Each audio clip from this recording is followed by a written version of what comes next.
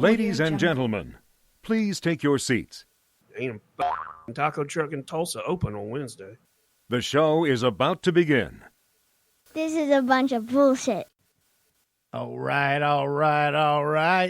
The bar is open.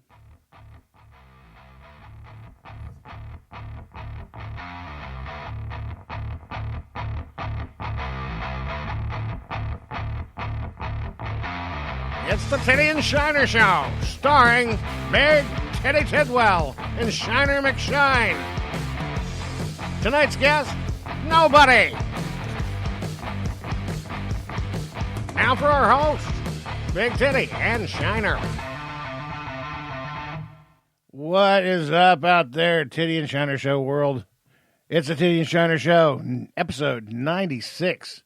We're almost getting up there to 3 digits. My name is Big Titty Tidwell, and sitting beside me is the host with the most, and he's got nice clothes on, and he smells good too. His name is Shiner.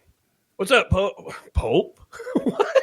I don't even know where I was going with that. Wow, what's up, Pope? I was going to be people, and then I don't know what it started turning into. And I don't know, man. I don't even know who was driving that train. I've never been called the Pope before. That's kind of cool. The first time for everything. Yeah, I hope it doesn't come with the duties that are required of the Pope, perhaps, but wouldn't that be some shit if they found out the Pope went to that island? That'd be some crazy shit. We need to get some gummies and fly over there and see the Pope. Just be like, have you seen the video of him smacking that lady? Here you are, Your Eminence. Use these wisely. That's like a Bill and Ted movie. Right?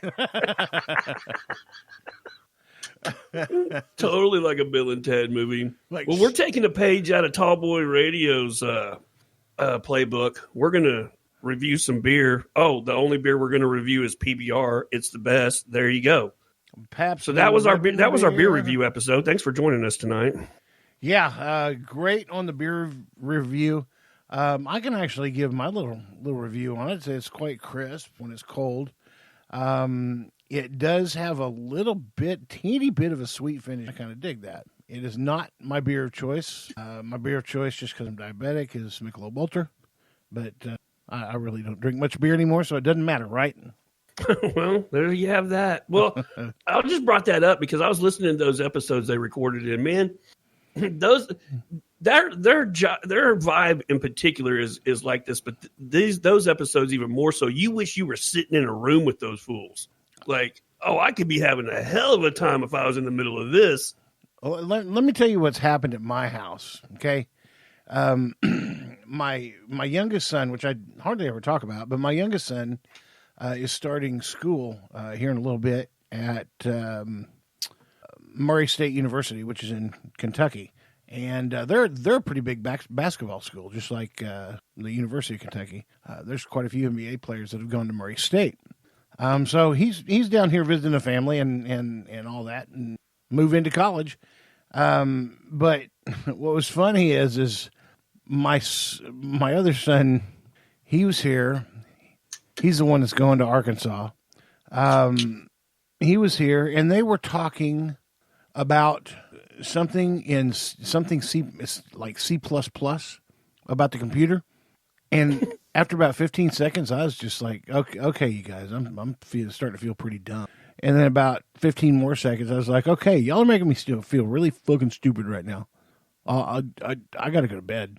I can't comprehend. I have no idea what you guys are talking about. It's like you guys are throwing words against the wall, and it's getting nowhere with me. So y'all have a good evening. I went to bed.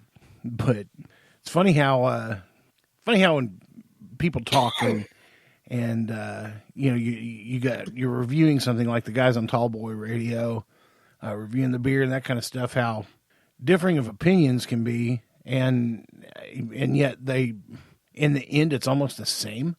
You know, they all like one grain versus another. You know, they like a little more hops than usual. Yeah. You know, and so that reminded me of the conversation last night. They're just talking about shit that I don't understand. You know, when you go start talking about beer and hops and and the grains, and we got a star of anise and whatever the hell else goes in beer. Actually, it looks like pellets. I guess that's the hops, right? That's the hops, isn't it? Squish the hops into pellets, maybe. I don't know. It looks like cow food or. As much beer as I drink, you think I would understand the process a little bit better, but I don't. I mean, I don't understand nothing about beer at all. So that's a similarity in the conversation with the boys the other night, and with what's going on Tallboy Radio, because a lot of that stuff's going on in my head. I just, the hop and the whole way you tied these two together is going over my head. Really? I'm like, how did we do this? Well, because I'm a genius at it. Yes, that's one word to describe it. most of the time I get in the middle of it and I forget what the hell I was talking about. That's the gamble we'll take, though. Right. Yeah, because hey, man, what did you think about this explosion in Beirut?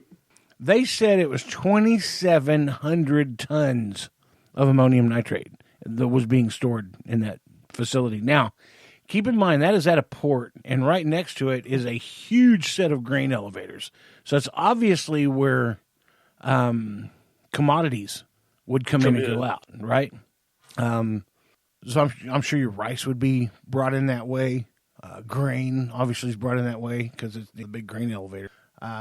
So I tell you what, though, as soon as I saw that, I was like, bizarre? Okay, that's not fireworks. Yeah, don't you find it a little bizarre that a legit mushroom cloud came out of that thing? 2,700 tons of ammonium nitrate. Hang on, let me get the megaton conversion for you. I'm gonna have to look this up because thank you, Donnie. He's not. Well, he's just walking in. I want to know where he's been. Thanks for joining us, bud. Donnie, you're a dick. That's. Let's see, ammonium nitrate. And this is megaton. not as professional sounding as we go, hey, Donnie, look that up for us. Yeah, well, and I'm sure he's got a really good excuse. Although you don't. You have a fucking Trans Am. It goes fast. And he's sitting there, he's trying to get me to read his lips. Look, he's saying he's waiting for his computer to boot up. We bought him a freaking MacBook so he didn't have to have these problems, and he's trying to blame it on that, so... You're way off base, man. You're not on your game tonight, Donnie. I can already tell. 2.7 kilotons. Golly. I guess nobody can answer. I saw a video today where a videographer was making a wedding video in this like alleyway. And he's like, the camera shot comes around and it like shows the train of the dress and it moves up her side and it gets up to her shoulders and her head. And she starts to walk off, and there's a film crew out there, and then the shockwave hits them. But right before the shockwave hits them, you can see like flower pots and stuff like getting tumbled by it. I mean, it's crazy, dude. Yeah, crazy videos coming out of this thing. There's a circle of damage around any explosion that is lethal. Yeah, right. So and that's just from the shockwave of the concussion coming off of it, right? That shockwave is a doozy. Now, when you see a shockwave on an explosion, it's usually just a little bit of vapor from the air. The cool thing like about that wedding, that wedding video, whatever frames per second they were shooting that at, as you look down the street and see it coming at you, you can actually see, instead of like a vapor, you see the air's disturbed. And it's moving at you. It's freaky, dude. Well, that shockwave was about as high as the initial height of the exploded debris that went up. So that shock, you could have been in a 20, 30, 40-story building, and that shockwave would get you. I saw a photograph shot towards, like, it looked like these apartments had these giant, just one side of them was windows, and all that's gone, of course. And a guy is sitting on his love seat, and there's a couch in there, and everything's just torn to shit. And in the distance is ground zero for that explosion. So, and he's a good deal up in that building. So yeah, you're right, man. I mean, yeah, it nailed him, dude. That's crazy. Because see, your shock wave is imagine it like a bubble, and that bubble's coming out. Well, the part that's closest to the ground is going faster, or it went faster initially than the upper part of it, and the smaller the explosion, the lower the bubble. This bubble was so tall. Well, we're talking about there was when McVeigh blew up the federal building in Oklahoma City.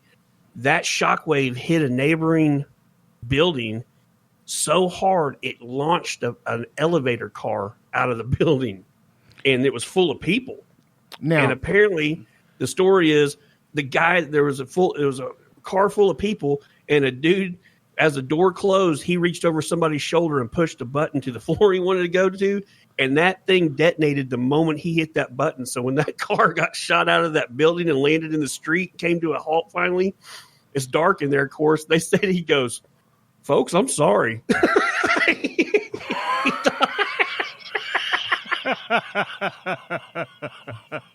Folks, I'm sorry.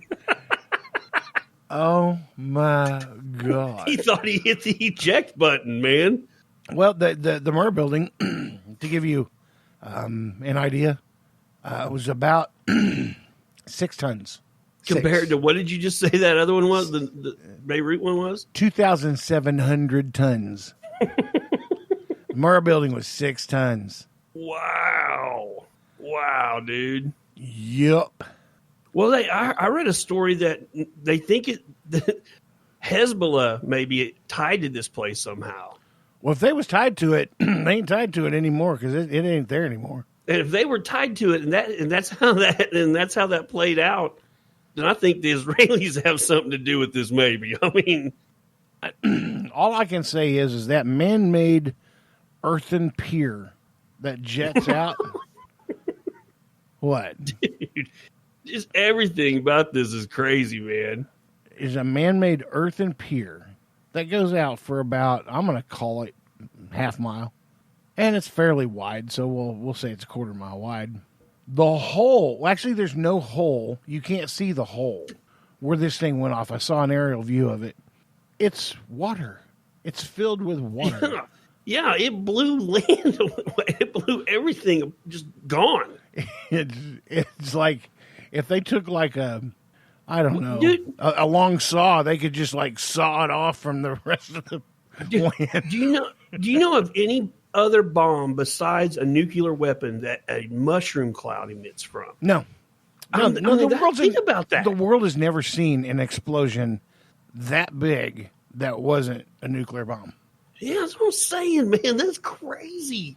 It seems a little fishy, man. Even the Moab, Yeah, 10,000-pound bomb. that's the first thing I Googled.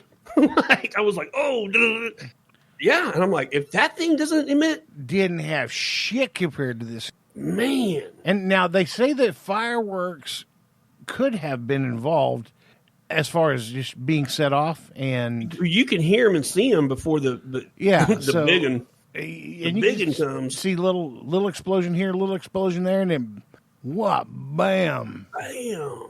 And When I first saw it, it just said fireworks factory explodes. And I'm like, oh, I've watched these before. This is kind of crazy when this shit happens. And then that thing goes off, and I'm like, what did I just watch? You know? yeah, you watched the world's largest firecracker